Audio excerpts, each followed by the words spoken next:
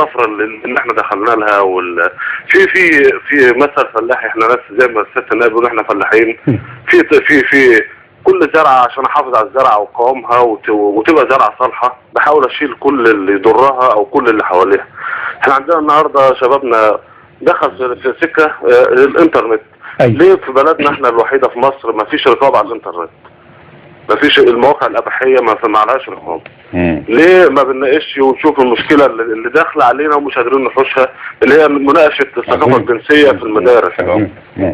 كويس. طيب جميل. ما بنحاربهاش دي، وليه افتح لطالب عنده 12 سنه انه يناقش ازاي اوضاع الجنس ولا ليه؟ صحيح ما اعملش ليه؟ يعني فين دور نواب حضرتك بتاخد استاذ وليد؟ دور نواب مجلس الشعب في مساله القضايا الحديثه او المستحدثه على الساحه، هم في من الكلام الخطير اللي بيودينا في داهيه واللي بيودينا في طريق نسال الله تبارك وتعالى العفو والعافيه يا رب، اللهم امين. ناخد الاستاذ محمود. السلام عليكم. حاضر استاذ محمود. السلام عليكم وبركاته. اهلا بيك. الله يسلمك. ازيك يا استاذ محمود؟ اتفضل يا استاذ محمود. اهلا وسهلا. انا من مركز كرنس دقهليه. فوق راسنا. عندنا اصلا احنا يعني ارياف ما شفناش النواب بتوعنا من اول ما انتخبناهم. ايوه. في وقت الانتخابات موجودين في افراح حمايات في كل حاجه. بعد كده ما شفناهمش لحد النهارده ما شفناهمش. طبعا خلال الايام الجايه هنشوفهم، هيحضروا افراح، هيحضروا متواجدين مستمر. دي نقطه بالنسبه لمركزنا. ثاني حاجه بالنسبه لمجلس الشعب، ليه كل القرارات موافقه؟ مفيش قرار واحد بيترفض. يعني قرار واحد يترفض حتى نحس ان فيه راي ورأي ثاني. ما انا ده اللي انا بقوله، يعني ما انا بقول ان كله بيرفع ايده ويقول احنا موافقه، وحتى المعارضه بتقول لا او ما اعرفش ايه، وفي النهايه اللي هم عايزينه بيتم. فانا بتكلم على فين احنا كمواطن عادي كشعب كناس غلابه والكلام ده كله من القوانين، كله ماشي واللي هم عايزينه بيتم. تمام. الاستاذ عباس. الو. نعم. اهلا بيك. اهلا وسهلا. السلام عليكم. وعليكم السلام ورحمه الله وبركاته. معلش يا زميلي، ما انا ليا مداخله مع الساده الاخوه المحترمين. نسعد بيك.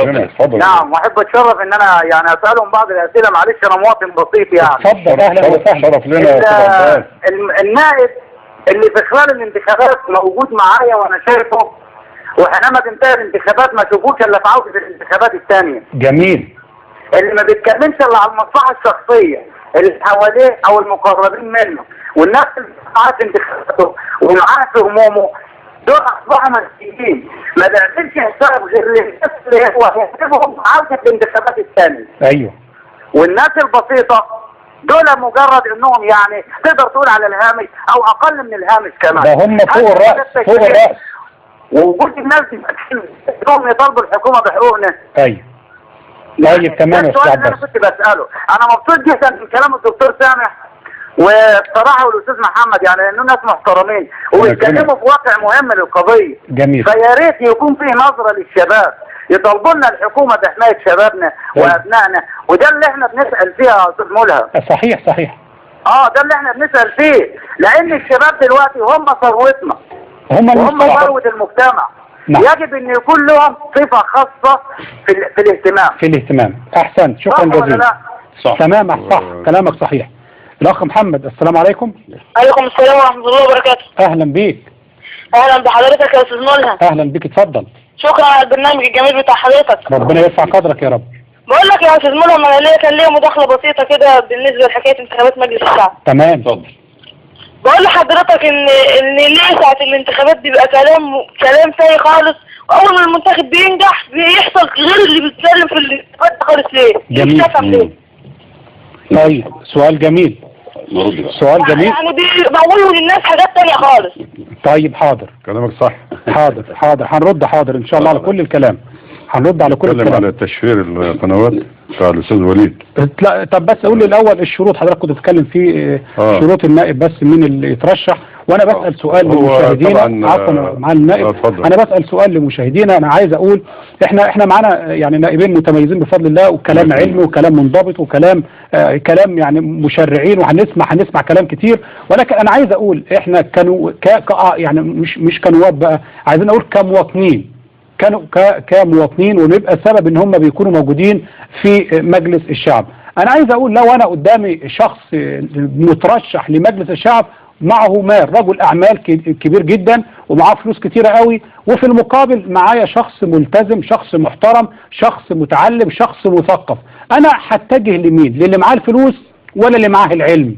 انا عايز ده سؤال بنساله مع مشاهدينا واشوف رد الفعل معه هتقولوا لنا ايه ان شاء الله باذن الله. المساله دي اولا طبعا انا بحيي الاستاذ محمود والاستاذ عباس والاخ محمد انه بيتكلموا طبعا على واقع. ان النائب عند الترشيح يعطي من طرف اللسان حلاوته وبعد كده يروغ كما يروغ الثعلب وحتى يشوف.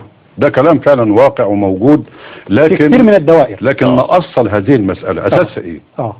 انا زي ما قلت قبل كده احنا في فترة طبعا داخلين على انتخابات تشريعية، وانا بوجه كلامي زي ما قلت قبل كده لجميع الاحزاب المصرية لا تدخل الانتخابات بما فيها الحزب الوطني نفسه. لابد ان ينتقي المرشح حسن السمعة، نظيف اليد، له سابقة بالعمل السياسي، له جماهيرية معروفة واندماج ومعرفة بمشاكل الناس وأوجاع الناس. دي مسائل مهمة جدا. الشخصية دي اللي هيرشحها الحزب هتجبر المواطن المصري ان هو يخرج ليد بصوته، لكن طالما النائب مش على المستوى، الناخب مش على المستوى، المواطن مش هيخرج يد بصوته ابدا اذا كنا عاوزين كتلة تصويتية حقيقية. نرجع بقى للعلاقة ما بين الناخب والمرشح. هذه العلاقة علاقة تعاقدية، وكيل وموكل. الناخب وكل هذا المرشح ليقوم عنه بتوصيل صوته، يبقى دي علاقة وكيل بموكل وإن كانت غير مكتوبة لكنها موثقة صوت وصورة من خلال ندوات ومن خلال المؤتمرات. نيجي هنا بعض المرشحين بيقدموا رشاوى انتخابيه بشكل خطير جدا وتم صرف 50 مليون جنيه و40 مليون جنيه. انا بقول في هذه الحاله بتنتقل العلاقه ما بين علاقه وكيل بموكل وامانه الى علاقه تزاوج ما بين السلطه وبين راس المال في الحصول على الحصانه، وده بيتكلم عنه الاخ عباس والكلام. قبل الجزئيه دي انت حضرتك قلت رقم دلوقتي اللي بيصرف 40 و50 مليون و2 مليون و3 مليون. بقى اقل حاجه دلوقتي اللي يقول مليون ده يبقى يعني ماشي على الطريق لسه على اول طريق وعلى اول سلمه. انا عايز اقول انا لما ادفع مليون و2 و3 و40 و50 اكيد في مليون في المية في مقابل اللي انا بدفعه. يعني انا بدفع 40 مليون يبقى انا يبقى مجلس الشعب يبقى انا هدخل اجيب. الكلام ده صح ولا غلط؟ النهارده هنوضح بعد العلاقه التعاقديه الى علاقه الزواج ما بين السلطه وراس المال. الكلام محتاج توضيح وعايزين واقعيه ومصداقيه في الكلام. النائب اللي بيدفع 40 و50 مليون جنيه و2 و3 و4 مليون جنيه يبقى انا مليون في المية اللي بيدفع الكلام ده كله يبقى هو عارف ان اول شهر هيدخل في مجلس الشعب هيجيب له 40 80. هنوضح الكلام ده بعد الاتصال. من قوت الشعب. هنوضح. السلام عليكم. اهلا وسهلا. السلام عليكم. وعليكم السلام ورحمه الله. مع حضرتك مهندس حسام رخا من دمياط. اهلا وسهلا. اهلا بحضرتك. اتفضل يا فندم. تحية لحضرتك وتحية للبرنامج وتحية للأستاذ محمد خليل قويطة. ربنا يبارك فيك. وللضيف الكريم دكتور صالح منور. الحقيقة بس أنا ليا يعني استفسار للعضوين الكريمين. تمام. في الدور الأساسي لعضو مجلس الشعب اللي هو الدور الرقابي والدور التشريعي. يعني احنا دلوقتي غلب على مفهوم الناس اللي هو الدور الخدمي. صحيح. اما الدور الرقابي والدور التشريعي غايب عن الناس شوية، واحنا اللي احنا عايزين نوصله كبلد عايزة تنمو وتتوجه يعني لدول متقدمة ان شاء الله. نعم. فبالنسبة للدور الرقابي انا بسأل العضوين الكريمين ايه الدور اللي عملوه بالنسبة للحكومة؟ معلش يعني انا اسف، في حالات فساد كتير جميل بتنتشر يوميا في البلد وبنصدر غاز لإسرائيل واحنا كشعب مصري لا نستفيد منه. بيع جزيرة امون المشكلة الاخيرة، موضوع الاجور اللي لا تتناسب مع الاسعار الملتهبة. يعني جوانب فساد كثيرة جدا موجودة، البطالة اللي موجودة، حالات الفشل الكلوي والمرض، كم فساد كبير جدا. يعني الحقيقة احنا بنعاني منه، وانا عايز اشوف دور بس العضوين في هذا الامر. الامر الثاني اللي هو دور التشريعي. يعني ايه اللي تم؟ احنا في بلد في القرن ال20 وقانون الطوارئ اللي دلوقتي بيغل الحريات، موضوع التزوير اللي حصل في الشورى والمحليات. هل دي مصر النهارده دول افريقيه كتيره بتسبقنا؟ يعني العالم احنا دلوقتي في ذيل الامم، احسن 500 جامعه على مستوى العالم مصر مش موجوده فيهم.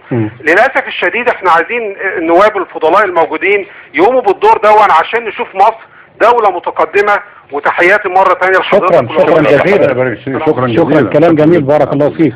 طب هنرد بعد الاتصال. السلام عليكم. عليكم السلام ورحمة الله وبركاته. استاذ وليد اهلا وسهلا.